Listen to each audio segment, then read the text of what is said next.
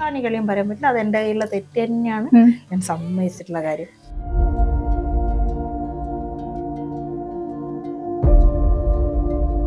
ഞാനാണെങ്കിലും ചിലപ്പോൾ ആ രീതിയിൽ തന്നെ പ്രതികരിക്കും. അതിൽ എനിക്കൊന്നും പറയാനില്ല. അതെൻ്റെ കയ്യിലുള്ള മിസ്റ്റേക്കാണ്, വലിയ മിസ്റ്റേക്കാണ്. ആരുടെ കയ്യിലും തെറ്റല്ല, ചെയ്യാൻ പാടില്ല. പക്ഷെ എൻ്റെ സിറ്റുവേഷൻ അങ്ങനെയായിരുന്നു.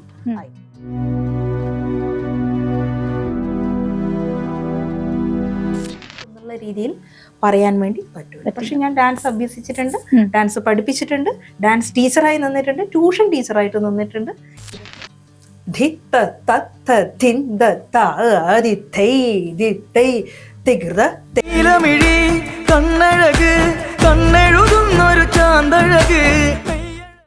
അപ്പൊ ജഡ്ജ്മെന്റ് ചെയ്യും നാടൻ പാട്ട്.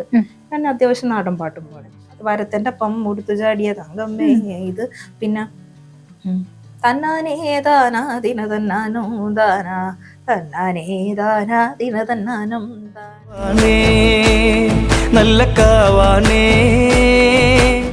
പാടുന്ന സമയത്ത് നെഗറ്റീവ് കമന്റ് ഉണ്ടാവും, ഇവളെന്ത് കോപ്പാണ് എന്ന് പറഞ്ഞിട്ട്. പിന്നെ ഡാൻസ്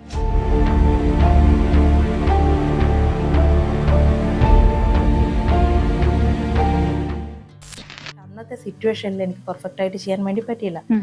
മുദ്ര, കൈകൊട്ടി കളിക്ക് മുദ്രയില്ല, പക്ഷെ ക്ലാസിക്കൽ ഡാൻസിനാണെങ്കിൽ മുദ്രയുണ്ട്. ഭരതനാട്യം, മോഹിനിയാട്ടം. മകനാണ് താഴെയുള്ള കണ്ണൻ, ഇവളൊന്ന് ചത്തൂടെ.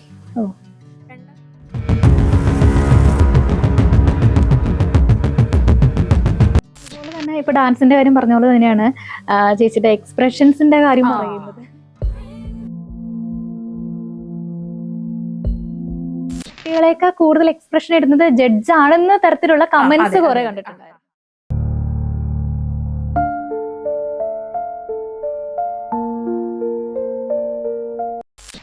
ഹായ്, ഹലോ, നമസ്കാരം. ഇവർക്കും ഇൻഫ്ര മീഡിയയിലേക്ക് സ്വാഗതം. ഇന്ന് നമ്മളോടൊപ്പം കൂടെ എത്തിയിട്ടുള്ളത് ഒരു സോഷ്യൽ മീഡിയ വൈറൽ താരമാണ്. വേറെ ആരുമല്ല, രേണുക ടീച്ചർ എന്ന് പറയുന്ന രേണുക ചേച്ചിയാണ്. Welcome to Infra Media. നമസ്കാരം മോളെ. നമസ്കാരം. ഞാൻ ആദ്യമായിട്ട് ചേച്ചിനെ കാണുന്നത് ഒരു ഡാൻസ് വീഡിയോയാണ് കേട്ടോ. ഞാൻ അത് കണ്ടപ്പോൾ എനിക്കിഷ്ടമായി, വലിയ കുഴപ്പമൊന്നുമില്ല. പക്ഷെ ഞാൻ ആ കമന്റ് ബോക്സ് നോക്കി കഴിഞ്ഞപ്പോൾ അതിൽ മൊത്തം ബാഡ് കമന്റ്സ് എന്ന് വെച്ചാൽ നെഗറ്റീവ് കമന്റ്സ് ആണ്. അപ്പോ ആ ഒരു വീഡിയോ ആദ്യമായിട്ട് കണ്ടപ്പോ എന്താ തോന്നിയിട്ടുണ്ടായിരുന്നു? ഇതിനിടക്ക് യൂട്യൂബ് അസോസിയേഷന്റെ പരിപാടി കഴിഞ്ഞ പരിപാടിക്ക് ഞാൻ ഇത് അങ്ങോട്ടേക്ക് പറഞ്ഞു. ആ ചോദ്യം വന്നിട്ടുണ്ടായിട്ടില്ല, പക്ഷെ ഞാൻ അങ്ങോട്ടേക്ക് പറഞ്ഞാൽ യാതൊരു തെറ്റുമില്ല. കാരണം എന്താ വെച്ച് കഴിഞ്ഞാൽ കാണികൾക്ക് അവിടെ എന്ത് നടന്നു എന്ന് അറിയില്ല.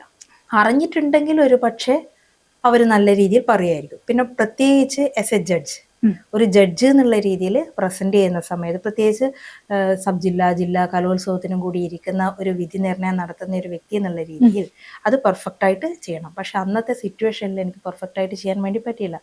കാരണം മുദ്ര, കൈകൊട്ടി കളിക്ക് മുദ്രയില്ല, പക്ഷെ ക്ലാസിക്കൽ ഡാൻസിനാണെങ്കിൽ മുദ്രയുണ്ട്. ഭരതനാട്യം, മോഹിനിയാട്ടം, ഏതിനും മുദ്രയില്ല. അപ്പൊ ഞാൻ പിടിച്ച തെറ്റ വിഘ്നം കൊടുക്കേണ്ടടുത്ത് ഞാൻ കൊണ്ടുപോയി ഇത് പിടിച്ചു കഴിഞ്ഞാൽ ആൾക്കാർ തല്ലൂരി. സത്യം, മുഖത്ത് ചിരിയുണ്ടായിരുന്നു, പക്ഷെ കാലില് പൊട്ടിയിട്ട് ചോരയൊലിക്കുക. കാലില് 2 സ്റ്റിച്ച് അങ്ങനെ ഇളകിയിട്ട് ചോരയൊലിക്കുക. പിന്നെ കൂടാത്തതിന് പെട്ടെന്നൊരു പാട്ട് ഇടുന്നു. അത് പാട്ട് കിട്ടാത്ത സമയത്ത് അതിന്റെ തൊട്ട് മുന്നോടിയായിട്ട് മകനെ കൊണ്ട് പാട്ട് പഠിപ്പിക്കുന്നു. മകൻ പതറിപ്പോന്നു. മകൻ പതറുന്ന സമയത്ത് ഞാൻ പോയിട്ട് മോനെ ഹെൽപ്പ് ചെയ്യുമ്പോൾ മുട്ട് കുത്തി നിൽക്കുന്ന സമയത്താണ് മുട്ടെന്ന് സ്റ്റിച്ച് പൊട്ടിയിട്ട്. ഇത് ഇതുപോലെ തന്നെ ഒരു കാസർഗോഡ് ജില്ലയിൽ കൈകൊട്ടിക്കളി ജഡ്ജ്മെന്റ് ചെയ്തിട്ട് തിരിച്ചു വരുമ്പോൾ വണ്ടിന്ന് വീണതാ. അത് ഉണങ്ങിയില്ല. അപ്പോ അത് ഉണങ്ങാതെ പിന്നെയും പരിപാടിക്ക് ഇങ്ങനെ പോയി. ഏറ്റെടുത്ത പരിപാടി, അതിനൊരു ശീലമില്ല. പക്ഷെ അന്നത്തെ ദിവസം ഇത് പൊട്ടി ഒലിക്കുകയും ചെയ്തു. ഒന്നും ചെയ്യാൻ പറ്റുന്നില്ല. പാട്ട് പാടി കഴിഞ്ഞിട്ട് മുന്നിലിരിക്കേണ്ട മകനെ കാണുന്നില്ല. അവൻ അമ്മേന്റെ വീഡിയോ എടുക്കാൻ വേണ്ടിയിട്ട് സൈഡിലേക്ക് പോയിരുന്നേന്, ഇവനെ കാണുന്നില്ല. അപ്പൊ ഞാൻ എന്ത് ചെയ്തു, ഈ സ്റ്റെപ്പ് ഇട്ടിട്ട് എന്റെ മകനെ ഞാൻ സെർച്ച് ചെയ്ത് അപ്പൊ അത് കഴിയുമ്പോഴത്തേക്ക് പാട്ട് കൈവിട്ടു, തെറ്റിപ്പോയി. ഒന്നും ചെയ്യാൻ വേണ്ടി പറ്റുന്നില്ല. സോഷ്യൽ മീഡിയക്കാർക്ക് അറിയില്ലല്ലോ, അവരെങ്ങനെ ഞാൻ കുറ്റം പറയാ? കാണികളെയും പറയാൻ പറ്റില്ല. അത് എന്റെ കയ്യിലുള്ള തെറ്റ് തന്നെയാണ്. ഞാൻ സമ്മതിച്ചിട്ടുള്ള കാര്യം. പക്ഷെ ഞാൻ അന്ന് അവിടുന്ന് പറഞ്ഞു, മക്കൾ അവിടെ ഒരു ടീം, കുറെ കൈകൊട്ടിക്കളി ടീം ഉണ്ടായിരുന്നു. അപ്പൊ അവരോട് ഞാൻ പറഞ്ഞു, മക്കളെ ഇത് കണ്ട് ടീച്ചറെ വിലയിരുത്തരുത്. കാരണം എല്ലാവരുടെയും പോയിട്ട് ടീച്ചറെ കാലിൽ ഇത്രയും മുറിവിള്ളിയാണ് എന്നുള്ള രീതിയിൽ പറയേണ്ട കാര്യമില്ലല്ലോ. അതുകൊണ്ട് ഇത് കണ്ടിട്ട് വരെ. എന്നിട്ടും അത് കഴിഞ്ഞിട്ട് ഞാൻ എന്ത് ചെയ്തു, ഒരു നല്ല പേരെനിക്ക് ഓർമ്മയില്ല, ഗ്രേറ്റസ്റ്റ് ആയിട്ടുള്ള ഒരു നാടൻ പാട്ട് ടീം ഉണ്ടായിരുന്നു അവിടെ. ആ മക്കളുടെ കൂടെ ഞാൻ പാടുന്നില്ല എന്ന് പറഞ്ഞാണ്. സോ ഗുരുവാരം വന്നല്ലേ മോൻ്റെ കൂടെ ഒരു പാട്ട് ഏളുള്ളേരി എന്നുള്ള മിക്സ് ചെയ്യുക ചെയ്തിട്ടുണ്ടായിരുന്നു. പാടി വേദനകൾ മറക്കുക എന്ന് പറയുന്നില്ലേ, വേദനകൾ മറന്നു. അത് കഴിഞ്ഞതിന് ശേഷം ആലിങ്ങലമ്മ എന്ന് പറയുന്ന സിന്ധു എന്ന് പറയുന്ന ഒരു മോളുണ്ട്, അവളെ വിളിച്ച് അവരുടെ പരിപാടി സ്ഥലത്തേക്ക് മഴയത്ത് പോയി. വീട്ടിലെത്തുമ്പോഴത്തേക്ക് കാല് കൊഴുത്തു, ഒന്നും പറയാനില്ല, സിറ്റുവേഷൻ അങ്ങനെയായിരുന്നു. അതുകൊണ്ട് അത് എൻ്റെ ഭാഗത്തുള്ള തെറ്റാണ്. കാണികൾ എനിക്ക് ഒന്നും പറയാനില്ല. ഐ മീൻ ഞാനാണെങ്കിൽ ഇപ്പോൾ വേറൊരു പ്രസന്റ് ചെയ്യുന്നു, ഞാനാണെങ്കിലും ചിലപ്പോൾ ആ രീതിയിൽ തന്നെ പ്രതികരിക്കും. അതിൽ എനിക്ക് ഒന്നും പറയാനില്ല. അത് എൻ്റെ കയ്യിലുള്ള മിസ്റ്റേക്കാണ്, വലിയ മിസ്റ്റേക്കാണ്. ആരെ കയ്യിലും തെറ്റല്ല, ചെയ്യാൻ പാടില്ല. പക്ഷെ എൻ്റെ സിറ്റുവേഷൻ അങ്ങനെയായിരുന്നു, ആയിപ്പോയി. അതെ, ഇവ ടീച്ചറാണെന്ന് പറയുന്നത് പ്രൊഫഷണൽ ടീച്ചറാണ്, അതോടൊപ്പം തന്നെ ഡാൻസ് ടീച്ചർ അങ്ങനെ ഒരു മേഖലയിൽ കൈവച്ചിട്ടുണ്ടോ? കറക്റ്റ്. ഞാൻ ഏകദേശം 2015 സർവീസിൽ കയറി. 2010 അതിനു മുന്നേ ആലുവ കുഞ്ഞുണ്ണിക്കര LP സ്കൂളിൽ അധ്യാപികയായിരുന്നു 3 മാസം. പിന്നെ ദുബായ് ജയരാജം കിഡ്സ് ഇന്റർനാഷണൽ സ്കൂളിൽ വർക്ക് ചെയ്തു. അങ്ങനെ കുറേ ഡെയിലി വേജ് ആയിട്ടൊക്കെ വർക്ക് ചെയ്തു. വർക്ക് ചെയ്തതിന് ശേഷമാണ് എൻ്റെ അമ്മ ടീച്ചറാണ്. അമ്മ പറഞ്ഞു, മോളെ ഞാൻ റിട്ടയർഡ് ചെയ്യുന്നതിന് മുന്നേ മോള് എൻ്റെ ചേച്ചിയും ടീച്ചർ സർവീസിൽ കയറണം. അപ്പം ഞാൻ പറഞ്ഞു, അമ്മേ എനിക്ക് ഡാൻസ് എന്ന് പറയുമ്പോൾ ഒരുമാതിരി ത്രില്ല. അതായത് ഫെഫ്കയുടെ പരിപാടിയുടെ സമയത്തും പ്രത്യേകിച്ച് ഈ എറണാകുളം ട്രിവാൻഡ്രം സൈഡിലൊക്കെ ഡാൻസ് ടീംസ് കൂടുതലാണ്. അപ്പോൾ ട്രിവാൻഡ്രത്ത് ലവ് ബേർഡ്സ് എന്ന് പറയുന്ന ടീമുണ്ട്, ഇവിടെ ഡാൻസിങ് മൂവ്മെന്റ്സ്, താണ്ഡവ്, അങ്ങനെ ഒത്തിരി ജാസ് ബേക്കേഴ്സ്, ഒത്തിരി ടീം ഉണ്ടായിരുന്നു. പക്ഷെ എനിക്ക് ഒന്നിലും പ്രൊഫഷണലി നിൽക്കാൻ വേണ്ടി പറ്റില്ല, കാരണം എൻ്റെ സിറ്റുവേഷൻ, എൻ്റെ ബാക്ക്ഗ്രൗണ്ട്. പക്ഷെ അമ്മയെ കാണാനും അമ്മേനെയും അച്ഛനെയും ഒന്നും കാണാതെ, അവരോട് പറയാതെ ഞാൻ എന്ത് ചെയ്യും, ടീമിലേക്ക് പോകും, വർക്ക് ചെയ്യും. ഒരു പാഷൻ. പുറത്തേക്ക് പ്രോഗ്രാം ഉണ്ടെങ്കിൽ, അവാർനെറ്റ് ഫംഗ്ഷൻ ഒക്കെ ഉണ്ടെങ്കിൽ ആരായാലും കൊതിക്കൂല, ഓ നമിത മാമിന്റെ കൂടെ പ്രസന്റ് ചെയ്യാം, രമ്യ നമ്പീസിന്റെ കൂടെ പ്രസന്റ് ചെയ്യാം. അപ്പോൾ ഓക്കെ. പിന്നെ വിദേശത്തൊക്കെ കൊണ്ടുപോകും പ്രോഗ്രാമിനൊക്കെ എന്ന് പറയുമ്പോൾ, ഒമാൻ, ഖത്തർ, ഇവിടെയൊക്കെ പ്രോഗ്രാമിനെന്ന് പറയുമ്പോൾ ആരായാലും ആ ഒരു ത്രില്ല്, നല്ല ടീമും പ്രൊഫഷണൽ ടീംസും. അപ്പോൾ അങ്ങനെ ഇറങ്ങി. അപ്പോൾ അങ്ങനെ ഇറങ്ങിയ സമയത്താണ് ആർട്ടിസ്റ്റിന്റെ പേരറിയില്ല, ജോബിൻ സാറുണ്ട് ഇവിടെ എറണാകുളത്തുള്ള തന്നെ. സാറിൻ്റെ അടുത്ത് പോയ സമയത്ത് പക്ക ക്ലാസിക്കൽ ഡാൻസർ, അവളുടെ പേരെടുക്കാറില്ല. ഞാൻ ഇന്ന് വരുമ്പം കൂടി അവളുടെ അവളല്ല മാമിന്റെ പേര് പറഞ്ഞിട്ടുണ്ടായി. അപ്പോൾ മാമിന്റെ കൂടെ ഞാനും എൻ്റെ ബെസ്റ്റ് ഫ്രണ്ട് രമ്യ, ഭവേഷേട്ടൻ്റെ വൈഫാണ്, ഇന്ന് ഇവിടെയല്ല ഗൾഫിലാണ്. പുള്ളിക്കാരത്തി പറഞ്ഞു, എടാ ഒരു ക്ലാസിക്കൽ പെർഫോമർ നമുക്ക് ചെയ്യണം. മറ്റേ ഒരു മേരേഡോ, അതും വേറൊരു കിട്ടില്ല കൊറിയോഗ്രാഫി. ജോബിൻ സാറിൻ്റെ എല്ലാം കൊറിയോഗ്രാഫി വേറെ ലെവലാണ്. അപ്പോൾ അന്ന് ഞാൻ ക്ലാസിക്കൽ ആദ്യമായിട്ട് ചെയ്തു. അപ്പോൾ സാർ പറഞ്ഞു, ക്ലാസിക്കൽ അറിയോ? അതിനുശേഷം എനി ടൈം സാറിൻ്റെയും എവിടെയും ക്ലാസിക്കൽ വർക്ക് ഉണ്ടെങ്കിൽ ക്ലാസിക്കൽ പ്രോഗ്രാമിൽ ചെയ്യും. കാരണം എനിക്ക് ഒരു സ്റ്റൈൽ എന്നുള്ള രീതിയിൽ കിട്ടിയിട്ടില്ല.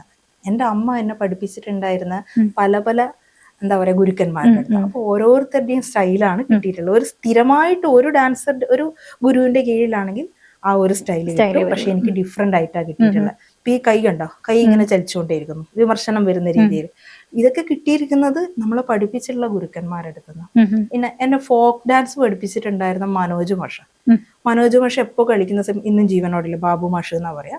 മാഷ് കളിക്കുന്ന സമയത്ത് വായ തുറന്നിട്ടൊരു ചാട്ടവും കാര്യങ്ങളും ഉണ്ട്. എനിക്ക് മാഷ് ഭയങ്കര ഇഷ്ടമാണ്. ഞങ്ങളെ നാട്ടിലെ ഫേമസ് ആയിട്ടുള്ള അധ്യാപകനാണ്. അപ്പൊ മാഷിന്റെ സ്റ്റൈല് കിട്ടും. പിന്നെ അതുപോലെ ശ്രീനിവാസൻ മാഷ്. അപ്പൊ ഇവരുടെയൊക്കെ സ്റ്റൈല് മാറി മാറി വരുമ്പോൾ ഇത് കിട്ടുന്നു. അപ്പൊ ശരിയായ രീതിയിൽ ക്ലാസിക്കൽ കിട്ടുന്നില്ല, മിക്സഡ്. പക്ഷെ എനിക്ക് ക്രേസ് കൂടിയിട്ടുണ്ടായിരുന്ന ഗ്രൂപ്പ് ഡാൻസ്, ഫോക്ക് ഡാൻസ്, ക്ലാസിക്കലിനെക്കാട്ടും കൂടുതൽ. പക്ഷെ അത് സ്കൂൾ ലെവലിൽ എത്തിയതിന് ശേഷം ഞാൻ എന്ത് ചെയ്തു, എൻ്റെ സ്കൂളിൽ പഠിപ്പിക്കുന്ന ആ ഒരു ടൈമിൽ ഞാൻ കുട്ടികളെ പഠിപ്പിക്കാൻ തുടങ്ങി. അപ്പോൾ എൻ്റെ സ്കൂളിൽ ഞാൻ 2015 ഞാൻ കയറി. 16 കോമ്പറ്റീഷനിൽ ഒരു മോളുണ്ട്, മോള് മരിച്ചുപോയി. ആ മോളെ ഞാൻ ആദ്യമായിട്ട് പഠിപ്പിച്ചിട്ടുണ്ടായിരുന്ന അമ്മയെന്ന് തന്നെയാണ് ആ മോളെ പേര് എന്ന് ആലോചിക്കുന്നു, ഓർമ്മിപ്പിക്കുന്നില്ല. കുട്ടി മരിച്ചുപോയി. എനിക്ക് ജീവിതത്തിലുള്ള ഏറ്റവും വിഷമത്തിലുള്ള ഒന്ന്. പഠിപ്പിച്ച കുട്ടി മരണപ്പെടുക എന്നെല്ലാം പറയുമ്പോൾ ആ കാഴ്ച ഭയങ്കരമായിട്ടില്ല. ഇന്നുണ്ടെങ്കിൽ ഏകദേശം ഇന്നത്തെ എൻ്റെ ഇന്ന് വന്നിട്ടുള്ള അനുവിൻ്റെയും അച്ചുവിൻ്റെയും എല്ലാം പ്രായമായിരിക്കും. അപ്പോൾ ആ മോളെയാണ് ഞാൻ ഫോക്ക് ഡാൻസ് ആദ്യം പഠിപ്പിച്ചത്. രണ്ടാമത്തെ കൊല്ലവും പഠിപ്പിച്ചു. 2ാം ക്ലാസ്, 3ാം ക്ലാസ്, 4ാം ക്ലാസ്, ഇത്രയും പഠിപ്പിച്ചു. അപ്പോൾ എൻ്റെ ഗുരു മനോജ് മാഷ് ഓപ്പോസിറ്റ് സൈഡ്. അപ്പോൾ എൻ്റെ ഗുരുവിനെ ഞാൻ പോയി തൊഴുതു. നീ എനിക്കൊരു ഭാര്യയായിട്ട് വരിക? അയ്യോ മാഷേ. അപ്പൊ എനിക്ക് അപ്രൂവൽ ആയില്ല.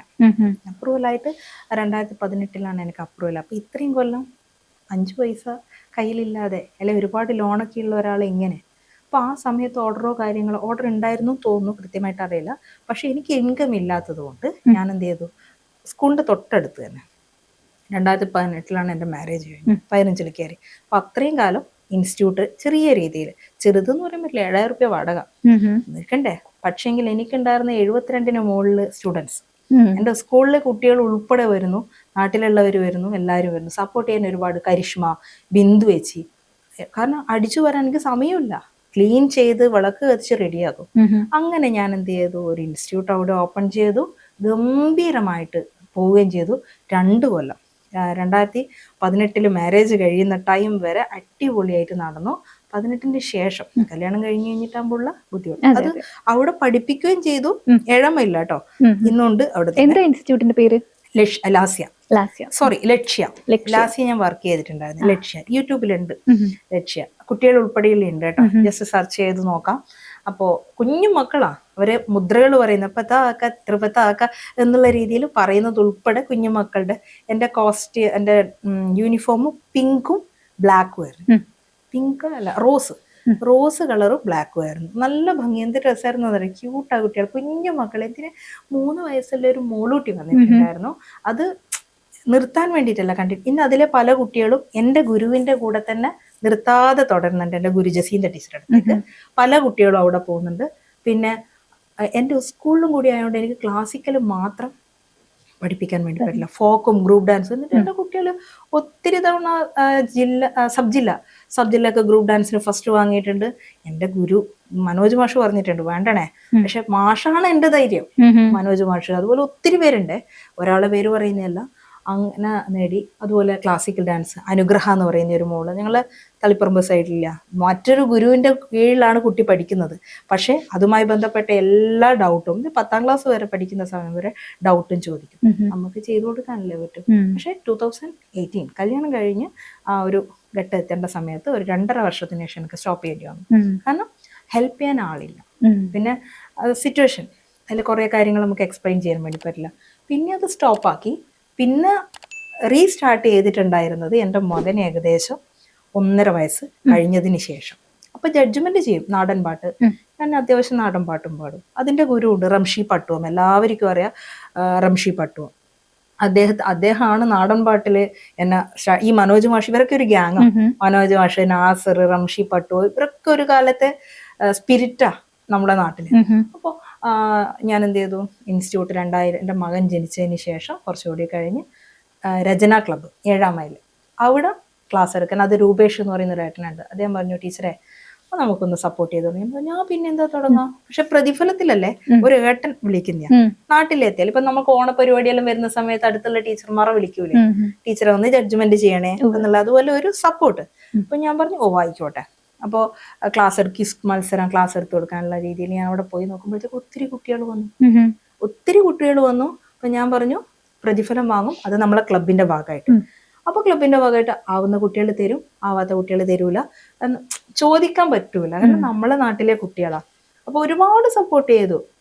രൂപേഷേട്ടൻ മാത്രമല്ല, പ്രശാന്ത്, ഇങ്ങനെ കുറെ പേരുണ്ട്. ഇവരൊക്കെ സപ്പോർട്ട് ചെയ്ത് കൂടി നല്ല അടിപൊളിയായിട്ട് കുറേ കുട്ടികൾ, ഇവരെ പോലെ തന്നെ എന്താണ് ഷാമിലി, അങ്ങനെ കുറെ പിള്ളേരുണ്ട്. ഇവരൊക്കെ ഭയങ്കര സപ്പോർട്ടീവ് ആയിട്ടുള്ള പിള്ളേരായിരുന്നു. ചെയ്തു, അടിപൊളിയായിട്ട് ചെയ്ത്. ആർദ്ര എന്നൊക്കെ പറഞ്ഞിട്ട് ഒന്നും പറയാനില്ല, നല്ല ടാലന്റഡ് ആയിട്ടില്ല. പക്ഷെ എല്ലാവർക്കും ഒരു സമയത്ത് ഡാൻസ് പഠിക്കാൻ പറ്റണം എന്നില്ല, അങ്ങനെയുള്ള മക്കൾ. പക്ഷെ എല്ലാവരും കയറി നല്ല അടിപൊളിയായിട്ട് ചെയ്തു. മൃദംഗ ശൈലേശ്വരി ക്ഷേത്രത്തിൽ നിന്ന് ഞാൻ ഒത്തിരി കാലത്തിന് ശേഷം എൻ്റെ മക്കളുടെ കൂടെ തന്നെ ഞാനും അന്ന് നൃത്ത ചുവട് വെച്ചു. അതും ഞാൻ പഠിപ്പിച്ച വലിയ കുട്ടികൾ അശ്വതി, ഹരിത, ഈ 2 കുട്ടികളുടെ കൂടെ രാമസ്തുതി ചെയ്യാൻ വേണ്ടി പറ്റി. ഹരിദാസ് എന്ന് പറയുന്ന അദ്ദേഹമായിരുന്നു പാട്ട് പാടിയിട്ടുണ്ടായിരുന്നത്.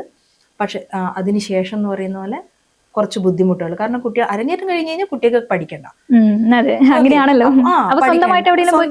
പിന്നെ അത് കഴിഞ്ഞതിന് ശേഷം ഞാൻ അങ്ങോട്ടേക്ക് വിളിക്കേണ്ട ഒരു അവസ്ഥ. അപ്പൊ ആ സമയത്ത് നോക്കുമ്പോൾ എനിക്ക് ജഡ്ജ്മെന്റ് വരാൻ തുടങ്ങി. അതായത് ഇങ്ങോട്ടേക്ക് എനിക്കൊരാശ ഉണ്ടായിരുന്നു, 14 ജില്ലയിലെ കൈകുട്ടിക്കളി മത്സരത്തിന് വിധി നിർണയം നടത്തണം, ഒരാശ. അത് കുറച്ച് അറിഞ്ഞിട്ട്. അപ്പൊ എറണാകുളം ജില്ലയായിരുന്നു എന്റെ മെയിൻ. 3 തവണ മുടങ്ങി. ഒരിക്കൽ ചെന്നൈ പ്രോഗ്രാം ഉണ്ടായിരുന്നു. അപ്പൊ ഷിജിൽ എന്ന് പറയുന്ന ഒരു വ്യക്തി, ഞാൻ അങ്ങോട്ട് വിളിക്കുമായിരുന്നു, ഇങ്ങോട്ട് വിളിക്കല്ല, എന്നെ വിളിക്കല്ല, അങ്ങോട്ടേക്ക് ചേട്ടാ പ്രോഗ്രാമിന് എന്നെ ഒന്ന് വിളിക്കുവോ എന്നുള്ള രീതിയിൽ രീതിയിൽ റിക്വസ്റ്റ് ചെയ്തു. അപ്പോൾ ആ ടീച്ചറെ വീഡിയോ എന്തെങ്കിലും ഉണ്ടോ? അപ്പം ഞാൻ നോർമലി എടുത്തൊരു വീഡിയോ, ആ ടീച്ചർ എന്താണ് ടീച്ചറെ വിളിക്കുന്ന ഡേറ്റ് ഒക്കെ തന്നു. നോക്കുമ്പോഴത്തേക്ക് അന്ന് ചെന്നൈ പ്രോഗ്രാം 12 കുട്ടികളെ വെച്ചിട്ടുള്ള പരിപാടിയാണ്. അപ്പോൾ അത് ക്യാൻസൽ ചെയ്യേണ്ടി വന്നു. അതിനുശേഷം മറ്റൊരു പരിപാടി എറണാകുളത്ത് വന്നു. അതിന് എൻ്റെ സുഹൃത്ത്, എനിക്ക് പോകാൻ പറ്റില്ല, മായ കൈലാസ് എന്ന് പറയുന്ന എൻ്റെ സുഹൃത്തിരുന്നു. അതിനുശേഷം ഒരു പരിപാടി വന്നു. അതാണ് ഇന്നിപ്പം ഞാൻ ഇരിക്കാൻ വേണ്ടി പോകുന്ന പരിപാടി. അപ്പോൾ അത്രയും, കാരണം എറണാകുളത്തെ ആശാന്മാരെ കുറിച്ച് ഞാൻ ഇനി പറയണ്ട. ഒരു ജില്ലയിലെ ആശാന്മാരെ കുറിച്ച് മാത്രം പറയുന്നു എന്ന് പറഞ്ഞിട്ട് ഒരു വിമർശനം വന്നിട്ടുണ്ട്. പക്ഷെ ഞാൻ അങ്ങനെ പറഞ്ഞതല്ല. അപ്പോൾ ഈ ഇത് വന്ന സമയത്ത് ഞാൻ എന്ത് ചെയ്തു, എൻ്റെ ക്ലാസ് കുറച്ച് മുടങ്ങി. കാരണം ഞായറാഴ്ച ദിവസങ്ങൾ, ശനി ഞായർ സ്കൂളിലെ ദിവസം, ശനിയാഴ്ചയൊക്കെ സെക്കൻഡ് സാറ്റർഡേ ഒഴികെ ബാക്കി ദിവസങ്ങളിലൊക്കെ ഞങ്ങൾക്ക് സ്കൂളിലേക്ക് പോകേണ്ടി വന്നു. അപ്പോൾ എൻ്റെ HM പറഞ്ഞിട്ടുണ്ടായിരുന്നു, ടീച്ചറെ ജോലി അപ്രൂവൽ ആയതാണ്, അനദർ മറ്റു രീതിയിൽ എനിക്ക് വേണേൽ ടീച്ചറെ സപ്പോർട്ട് ചെയ്യാം, പക്ഷെ ഒരു ഓർഡർ ഉള്ളതാ, അപ്പൊ അത് നോക്കി ചെയ്യാം. അപ്പോൾ ഞാൻ പറഞ്ഞു ശരി ടീച്ചറെ. അപ്പോൾ സ്വാഭാവികമായിട്ടും കുട്ടികൾ കുറയുന്നു. പുതിയ ബാച്ച് വന്നിട്ടുണ്ടെങ്കിൽ എനിക്ക് വേണേൽ എൻ്റെ പിള്ളേരോട് പഠിപ്പിക്കാൻ, അവരും ഹെൽപ്പ് ചെയ്തു, അവരും പഠിപ്പിക്കാൻ നിന്നു. അപ്പോൾ ഒന്നും ചെയ്യാൻ വേണ്ടി പറ്റുന്നില്ല, കുട്ടികൾ അധികം വരുന്നുമില്ല, എനിക്ക് ടൈമും കിട്ടുന്നില്ല. നാച്ചുറലി ഞാൻ എന്ത് ചെയ്തു, ഡാൻസ് അവിടെ സ്റ്റോപ്പ് ചെയ്തിട്ട് ഞാൻ പറഞ്ഞു, ഞാൻ ഇവിടെ മാത്രമല്ല അതിന് മുന്നേ പഠിപ്പിച്ചിട്ടുണ്ട് പല ക്ലബ്, ചെഗുവേര എന്ന് പറയുന്ന ബക്കളത്തെ ക്ലബ് ഉണ്ട്, ഇവിടെയൊക്കെ പഠിപ്പിച്ചിട്ടുണ്ട്. ഞാൻ അത് സ്റ്റോപ്പ് ചെയ്തതിന് ശേഷം സ്കൂളുകൾ, മൂത്തേർത്ത് ഹയർ സെക്കൻഡറി സ്കൂളിൽ ഹൈസ്കൂൾ വിഭാഗം കുട്ടികൾക്ക് ഗ്രൂപ്പ് ഡാൻസോട് പൈസ ഇല്ലാതെയാണ് കേട്ടോ, 1 രൂപ പ്രതിഫലം വാങ്ങി. അപ്പൊ എങ്ങനെയാണ് ആ ഒരു സമയത്ത് ടൈം ആവുമ്പോ എങ്ങനെയാ വെച്ചാൽ, ഞാൻ ഈ 2ാം ക്ലാസ് മുതൽ പഠിപ്പിച്ച കുട്ടികളാണ്. അപ്പൊ ഇവർക്ക് ആ കോമ്പറ്റീഷൻ ടൈം ആവുമ്പോൾ, ഇപ്പൊ ഞാൻ പറഞ്ഞില്ല എന്റെ ഗുരു മനോജ് മാഷ പോലെ നിരവധി ഗുരുക്കന്മാരുണ്ട്.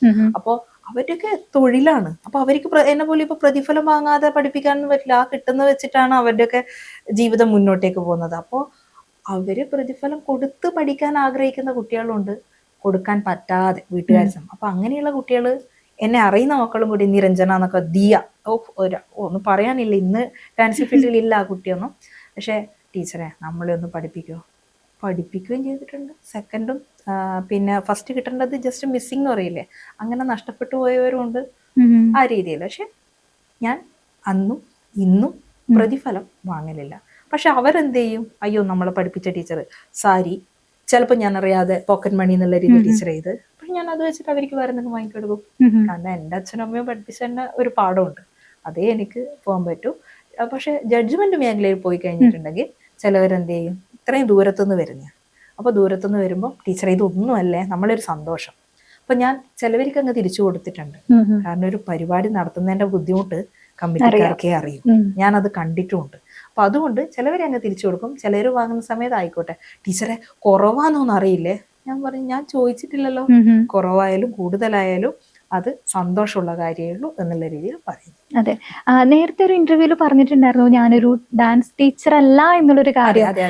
അപ്പോ ഇപ്പൊ കുട്ടികളെ പഠിപ്പിച്ചിട്ടുണ്ടെന്ന് പറയുന്നു, അപ്പൊ പഠിപ്പിച്ച കുട്ടികൾക്ക് ഇപ്പൊ ഒരു ടീച്ചർ അല്ലേ? അതെ, തീർച്ചയായിട്ടും. അതാണ് എവിടെ പോകുമ്പോൾ ടീച്ചർ എന്ന പേരിൽ വിളിക്കുന്നത്. എന്നോട് പലരും ചോദിച്ചിട്ടുണ്ട്, ഇതായത് നെഗറ്റീവ് കമന്റിൽ വന്ന്, ഞാൻ കണ്ടിട്ടില്ല, പക്ഷെ പഠിപ്പിച്ച കുട്ടികൾക്ക് അതൊരു ഫീലിംഗ് തന്നെ ആയിരിക്കും. താഴെ ഇവള് ജനിക്കുമ്പോൾ തന്നെ ടീച്ചറായിട്ടാണോ വന്നത്?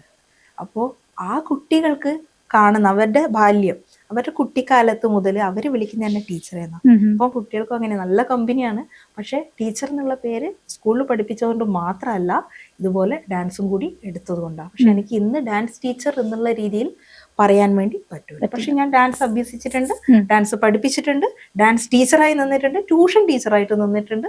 ഇതൊക്കെ എൻ്റെ ലൈഫിൽ. ഇനി നാളെ എന്തായിരിക്കും എന്ന് എനിക്കറിയില്ല, റിട്ടയർഡ് ആയി കഴിഞ്ഞിട്ടാകുമ്പോൾ ഇനി പറയാൻ പറ്റില്ലല്ലോ, മനുഷ്യന്റെ കാര്യമല്ലേ. അതെ, ഇപ്പൊ ഈ പറയുന്ന ഈ വീരനാട്യം അല്ലെങ്കിൽ കൈകൊട്ടിക്കളി നമ്മുടെ ഇവിടേക്ക് വന്നിട്ട് ഒത്തിരി ആയിട്ടില്ല. ആദ്യം നമ്മളെല്ലാവരും കണ്ടുകൊണ്ടിരുന്ന തിരുവാതിരകളി ആയിരുന്നു. പിന്നെ തിരുവാതിരകളി പയ്യെ മാറി പാട്ടുകൾ മാറി, ഓരോ പുതിയ സ്റ്റെപ്പ് വരുന്നു, പുതിയ പാട്ട് വരുന്നു, സിനിമാ പാട്ട് വരെ വരുന്നു. അപ്പോൾ എങ്ങനെയാണ് ഇങ്ങനെ ഒരു കൈകൊട്ടി കളിയിലേക്ക് എത്താം, അല്ലെങ്കിൽ ഒരു ജഡ്ജായിട്ട് കൈകൊട്ടി കളിയിൽ ഇരിക്കാം എന്ന് തോന്നി തുടങ്ങിയത് എന്ന് മുതലായിരുന്നു? അത് ഈ പറയുന്ന പോലെ ഒരു 2018 17 എന്ന് എനിക്ക് കൃത്യമായിട്ട് ഓർമ്മയില്ല. കൊറോണ വരുന്നതിന് മുന്നേ ഇതുപോലെ പരിപാടിയുടെ സ്ഥലത്ത് നമ്മൾ പോയിട്ടുണ്ട് നോർമലി.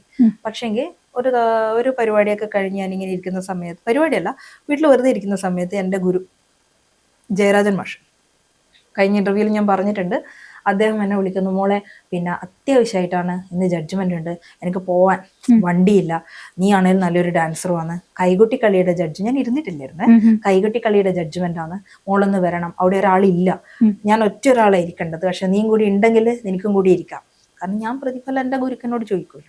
അപ്പോൾ ഞാൻ അന്ന് ഫ്രീ ആയതുകൊണ്ട് ഞാൻ പറഞ്ഞു ശരി മാഷേ ഞാൻ ആക്കാം എന്ന് പറഞ്ഞ്, സ്ഥലത്തിന്റെ പേര് ഓർമ്മയില്ല, തളിപ്പറമ്പിലാണ്, കണ്ണൂർ ഡിസ്ട്രിക്റ്റിൽ തളിപ്പറമ്പ്. അപ്പോൾ സാറിന്റെ കൂടെ പോയി അവിടെ ഇരുന്ന സമയത്ത് ഞാൻ അത് പറഞ്ഞിട്ടുണ്ട്, അതിന് എനിക്ക് വിമർശനം വന്നിട്ടുണ്ട്, നീ എന്തറിഞ്ഞിട്ടാ പിന്നെ അവിടെ ഇരുന്നത്, എന്റെ ഗുരുവുണ്ട്, ഓക്കെ, അവിടുത്തെ മത്സരം എന്താണെന്ന് അറിയാത്തവരാണ് ഈ പറയുന്നത്. അപ്പൊ ഞാൻ അവിടെ പോയൊരു കൈകൊട്ടിക്കളി. അപ്പൊ വ്യത്യസ്ത രീതിയിലുള്ള പാട്ടുകൾ, ഈ പറയുന്ന പോലെ നമ്മളിപ്പോ പറഞ്ഞില്ലേ തിരുവാതിര, ഞങ്ങൾ അവിടെ തിരുവാതിരന്റെ എല്ലാം വന്നിട്ടുണ്ടായിരുന്നത്, അതായത് നാടൻ പാട്ടുകൾ മാത്രമാണ് ഉണ്ടായിട്ടുണ്ടായിരുന്നത്. വരത്തന്റെ പം മുടുത്തു ചാടിയ തങ്കമ്മേ, ഇത് പിന്നെ തന്നാനേതാനാ ദിന തന്നാനോ ദാന തന്നാനേതാനാ ദിന തന്നാനം ദാന, ഇങ്ങനെയുള്ള പാട്ടുകളൊക്കെ ഇൻക്ലൂഡ് ചെയ്തിട്ടാണ് ഉണ്ടാകുക. പക്ഷെ ചില പാട്ടുകൾ കാണുന്ന സമയത്ത് ചിരിയും വന്നിട്ടുണ്ട്. പക്ഷെ ഇന്ന് ചിരി വരൂല, കാരണം എന്താ വെച്ചാൽ ഇന്ന് എല്ലാവർക്കും അറിയാം എന്താണ് എന്ന്. ചിലവർക്ക് അറിയുകയില്ല കേട്ടോ. കാരണം ഒരു ജില്ലയിലെ കൈകൊട്ടിക്കളി മാത്രം അറിയുന്നവര് അതിനെ വിമർശിക്കും, പക്ഷെ എല്ലാ ജില്ലകളിലും കവർ ചെയ്യുന്നവര് ഒരിക്കലും വിമർശിക്കില്ല, പ്രത്യേകിച്ച് ആശാന്മാര്. അപ്പൊ അന്നാണ് ഞാൻ കൈകൊട്ടിക്കളിയിൽ ആദ്യമായിട്ട് ജഡ്ജായിട്ട് ഇരുന്നതും കൈകൊട്ടിക്കളീനെ കുറിച്ചിട്ട് എനിക്ക് കളിക്കണം, എനിക്കും ഒരു ഇത് കൊള്ളാലോ. പക്ഷെ വേറൊരു കാര്യമുണ്ട്, കൈകൊട്ടിക്കളി അന്ന് ഞാൻ കണ്ട് ജഡ്ജ്മെന്റ് ചെയ്തു, എൻ്റെ ഗുരുവിന്റെ കൂടെ ജഡ്ജ്മെന്റ് ചെയ്തു. അതിനുശേഷം ഞാൻ കൈകൊട്ടിക്കളി കളിക്കാൻ തുടങ്ങി, ജഡ്ജ്മെന്റ് ചെയ്യാനല്ല, കളിക്കാൻ തുടങ്ങി. അതായത് ആ ടീമിന്റെ കൂടെ കളിക്കാൻ, ആ ടീമിന്റെ കൂടെ അല്ല വേറെ, അതായത് എന്നെ പോലെ എന്റെ പ്രായത്തിലുള്ള നീതു, വിജിന, അങ്ങനെ കുറെ പേരുണ്ട്. ഇവരുടെയൊക്കെ കൂടെ ഞങ്ങൾ അവിടെയില്ല, ബക്കളം അവിടെയുള്ള കുറച്ച് പേര്, അവരുടെ കൂടെ കളിക്കാൻ തുടങ്ങി. കളിച്ചു നോക്കുന്ന സമയത്തുണ്ടല്ലോ, ശരിക്കും പറഞ്ഞു കഴിഞ്ഞാൽ ആദ്യം ഞാൻ കളിച്ചിട്ടുണ്ടായിരുന്ന അബദ്ധമായിരുന്നു. ഞങ്ങൾക്കറിയില്ല പല പല പാട്ട്, ഇപ്പൊ മറ്റേ കളവാണികൾ പാടി സിനിമ പാട്ടാ, അപ്പൊ അതില് വി ഷേപ്പിൽ വരുന്നു, അറിയില്ല. കാരണം കാസർഗോഡ് മലബാർ ഏരിയ മാത്രം, കാസർഗോഡ് കണ്ണൂര് ഇങ്ങനെയുള്ള രീതിയിൽ മലബാർ ഏരിയയിൽ മാത്രം ഒതുങ്ങി നിൽക്കുക. ജഡ്ജ്മെന്റിന് പോകാൻ തുടങ്ങിയില്ല, അന്നത്തെ ഒറ്റ ജഡ്ജ്മെന്റ് ചെയ്തുള്ളൂ. അതിന് മുന്നേ ഇങ്ങോട്ടേക്ക് സൈഡിൽ എവിടെയാണെന്ന് സ്ഥലം എനിക്ക് ഓർമ്മയില്ല, ചെറിയ രീതിയിലൊന്ന് വന്നിട്ടുണ്ടായിരുന്നു, വലിയ പരിപാടിയല്ലായിരുന്നു. അപ്പോൾ അന്ന് ചെയ്തതിന് ശേഷം നോക്കുമ്പോഴത്തേക്ക് ഒരു അഡിഷൻ, അയ്യോ നാളെയും പ്രാക്ടീസിന് പോകണം, സ്ഥിരമായിട്ട് പ്രാക്ടീസ് ചെയ്യാൻ തുടങ്ങി. പ്രാക്ടീസ് ചെയ്യുന്ന സമയത്ത് സ്റ്റൈല് മാറി തുടങ്ങി. അതായത് ഫോക്ക് ഡാൻസ് സ്ഥിരം കളിച്ചു കഴിഞ്ഞാൽ നമുക്ക് ഫോക്ക് ഡാൻസ് എല്ലാവർക്കും എങ്ങനെയാണെന്നറിയില്ല, എൻ്റെ പ്രോബ്ലം. അപ്പൊ ഞാൻ മോഹിനിയാട്ടം തന്നെ ചെയ്തുകൊണ്ടിരിക്കുമ്പോൾ അനക്കാ ലാസ്യവും കാര്യങ്ങളും കിട്ടും, ഓക്കെ. പക്ഷെ നേരെ സ്ഥിരമായൊരു കുച്ചിപ്പൊടി കളിക്കുകയാണെങ്കിൽ ആ ഒരു സ്റ്റൈൽ ഉണ്ടാവും. എല്ലാവർക്കും എങ്ങനെയാണെന്ന് എനിക്കറിയില്ല. പിന്നെയോ ഇത് വിട്ട് ഞാൻ കൈകൊട്ടിക്കളി മാത്രം, അതായത് എല്ലാ അമ്പല പരിപാടിയിൽ പ്രസന്റ് ചെയ്യാൻ വേണ്ടിയിട്ടാണ് ജഡ്ജല്ല. അപ്പൊ അമ്പല പരിപാടികളിൽ എല്ലാ അമ്പലത്തിലും, രാജരാജേശ്വരം, തൃച്ചംബരം, അങ്ങനെ എല്ലാ അമ്പലങ്ങളിലും എന്ത് ചെയ്യാൻ വേണ്ടി ഈ കൈകൊട്ടിക്കളി കളിക്കാൻ വേണ്ടിയിട്ട് കയറി തുടങ്ങി. അപ്പൊ അതിന്റെ കൂടെ ഞങ്ങൾ സ്റ്റിക്ക് യൂസ് ചെയ്യും, കാരണം കൈകൊട്ടിക്കളി എന്ന് പറയുന്നത് നമുക്ക് അറിയില്ല ആ സമയത്ത്.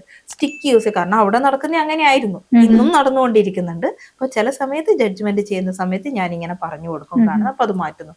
അപ്പൊ ഞാൻ കളിച്ചു, സ്റ്റൈല് മാറാൻ തുടങ്ങി, ഫുള്ള് പടപ്പാവാൻ തുടങ്ങി, അടി, കൊട്ടിയടി, ഓട്ടം, ഇതൊക്കെ ആവാൻ തുടങ്ങി, സ്റ്റൈല് മാറി. അപ്പോൾ പെട്ടെന്ന് ഒരുപാട് തവണ ഒരു 10ഉം 15ഉം 20ഉം സ്റ്റേജ് കൈകൊട്ടിക്കളി കളിച്ചിട്ട് പെട്ടെന്ന് കൊറിയോഗ്രാഫിയും ഞാനും, ഞങ്ങളെ ഒരു നീതു, ഞങ്ങളെ കൊറിയോഗ്രാഫി അവൾ അത്യാവശ്യം ഹെൽപ്പ് ചെയ്യും, അവളെ അനിയത്തി ഡാൻസറാണ്.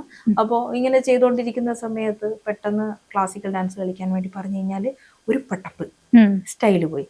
അപ്പോൾ ടച്ച് പാടെ വിട്ട് കഴിഞ്ഞാൽ സ്റ്റൈൽ അങ്ങ് പോകും. എനിക്ക് ഇന്ന് കളിക്കാൻ വേണ്ടി പറഞ്ഞു കഴിഞ്ഞാൽ ഒരു 10 ദിവസമെങ്കിലും ഞാൻ മര്യാദക്ക് കളിച്ചു കഴിഞ്ഞാൽ മാത്രമേ ആ സ്റ്റൈൽ. ഈ ഒരു ഇതാണോ മറ്റേ പമ്പാ ഗണപതി കളിച്ച് പോന്നിട്ടുണ്ടായിരുന്നു? തീർച്ചയായിട്ടും. ഞാൻ ആ വീഡിയോ കണ്ടിട്ട് ഇപ്പൊ പലരും ഇങ്ങനെയുള്ള പോസ് വരെ കമന്റ്സ് ഞാൻ നോക്കിയപ്പോ അതിനകത്ത് സ്ക്രീൻഷോട്ട് കിടക്കുന്നുണ്ട്. പിന്നെ ഇതിപ്പോ കഴിഞ്ഞ ദിവസം നല്ല രീതിയിലുള്ള ഒരു പെർഫോമൻസ് ചെയ്തിട്ടും ഇത് പമ്പാ ഗണപതി അല്ലേ, ടീച്ചർ ഒരു ക്ലാസിക്കൽ ചെയ്യോ? തീർച്ചയായിട്ടും ഞാൻ ചെയ്യും. പക്ഷെ അതിന് മുന്നേ എനിക്കൊരു ടാസ്ക് ഉണ്ട്. ക്ലാസിക്കൽ ചെയ്തിരിക്കും, എന്റെ ഗുരുക്കന്മാരെ, എനിക്ക് അത്യാവശ്യം എന്നെ പാട്ട് പഠിപ്പിച്ച ഗുരുക്കന്മാരും 2 ഗുരുക്കന്മാരൊഴികെ ബാക്കി എല്ലാ ഗുരുക്കന്മാരും ജീവനോടെയുണ്ട്. പക്ഷെ അന്നേരം ഈ ഫോണോ യൂട്യൂബോ ഉണ്ടായിരുന്നില്ല. പക്ഷെ എന്റെ ഗുരുക്കന്മാരെ ഒന്ന് സോഷ്യൽ മീഡിയയിൽ എനിക്കൊന്ന് എത്തിക്കണം, ആ ഗുരുക്കന്മാരെന്നെ അഭ്യസിപ്പിക്കുന്നതും അത് ഞാൻ വീഡിയോ ഇടാം. ഇപ്പൊ ഇതിനിടയ്ക്ക് 2 പേര് ചോദിച്ചു, ടീച്ചർ ഒന്ന് ക്ലാസിക്കൽ ഡാൻസ് ചെയ്യൂ. അപ്പൊ ഞാൻ സമയമുള്ള സമയത്ത് കുട്ടികളെ വെച്ചിട്ട് റീൽസ് ചെയ്യുന്നുണ്ട്. അപ്പൊ റീൽസ് ചെയ്യുന്ന സമയത്ത് ആ ഡാൻസ് കണ്ടിട്ട് പറയും ഒരു രക്ഷയില്ല ടീച്ചർ, ഭയങ്കര എനർജി, ഒരു രക്ഷയില്ല. അതേ സമയത്ത് വേറെയുള്ളവർ പറയും ഈ കളി പിന്നെ ക്ലാസിക്കൽ ഡാൻസിലൊന്ന് കളിച്ച് കാണിച്ചു തരുമോ? അപ്പൊ വേറെയുള്ളവർ പറയും ഈ ഒറ്റ സ്റ്റെപ്പേ ഉള്ളൂ, വേറെ സ്റ്റെപ്പില്ല.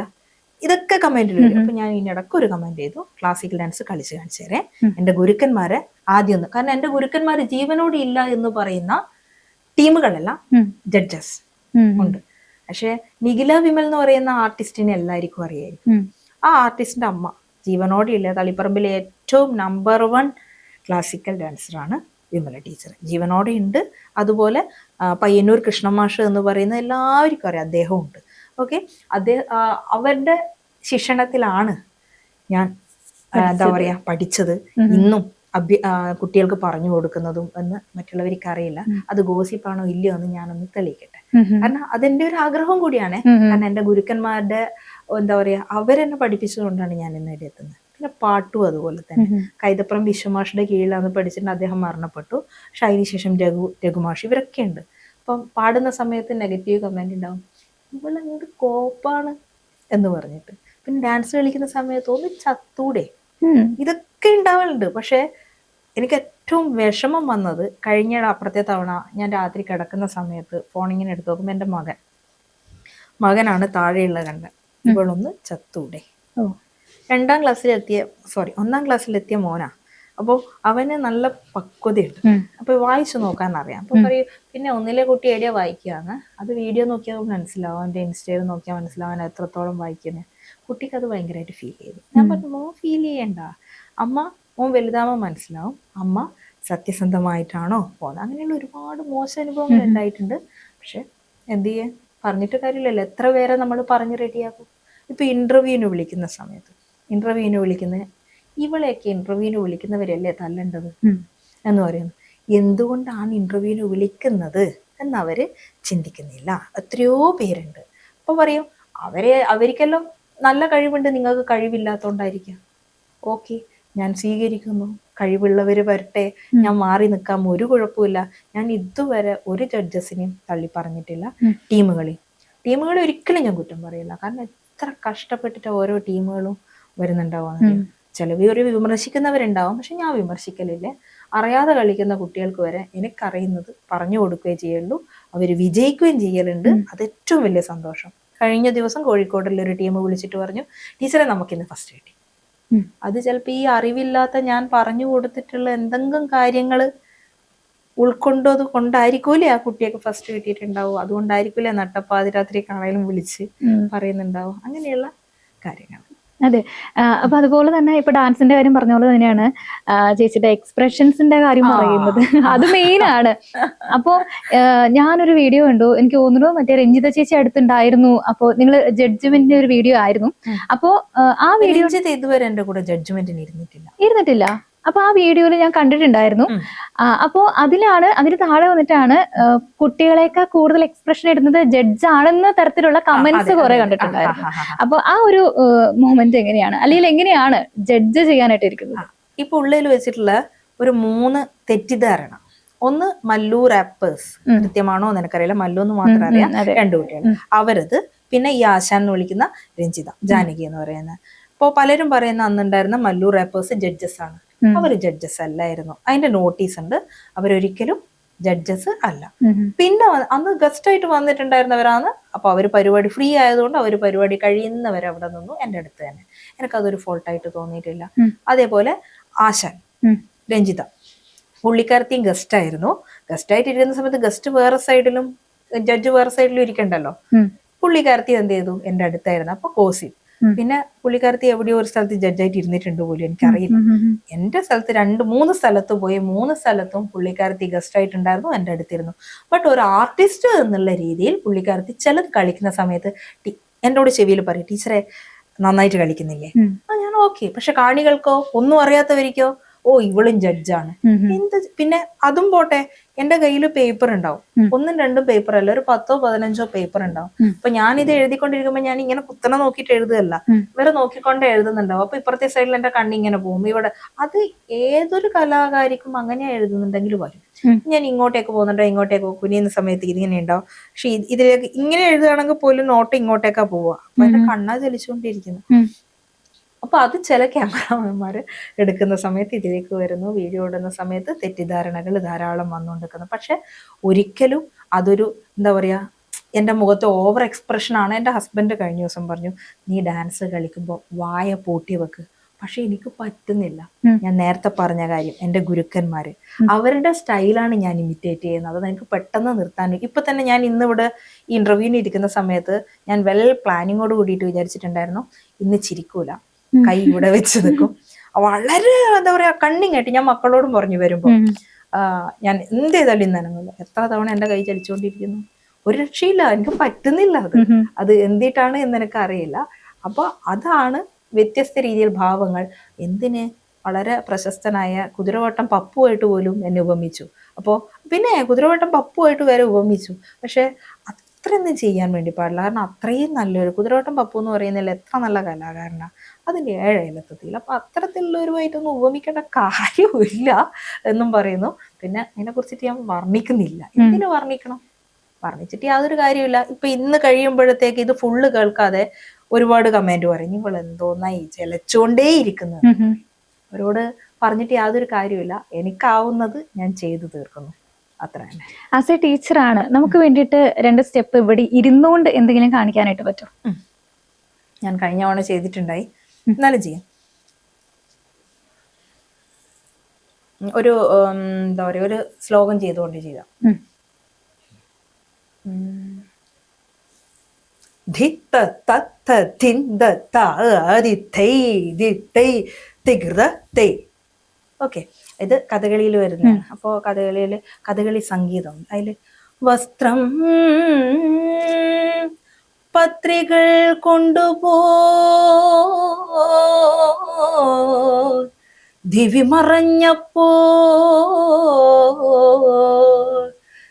ഇന്നാ അരിമാ എനിക്കെന്നു വന്നോ ഒന്നല്ല എനിക്കുള്ളാധീ